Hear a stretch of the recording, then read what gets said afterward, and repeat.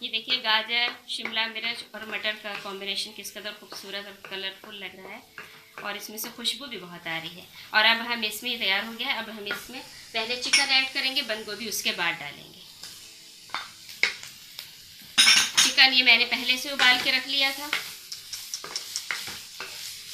क्योंकि अगर आप वैसे चिकन डाल देंगे तो गलेगा नहीं। तो ये पहले से उबला हुआ चिकन है और बस आपने 1 या 2 मिनट ही चिकन को उबालना है क्यूब की सूरत में, इससे ज़्यादा नहीं। चिकन को हमने थोड़ी देर ही चलाया है और चिकन भी हमारा तैयार हो गया है। इसको हमने भूनना नहीं है बल्कि हल्का सा फ्राई करना है। और अब हम इसमें बंद गोभी ऐड कर देंगे।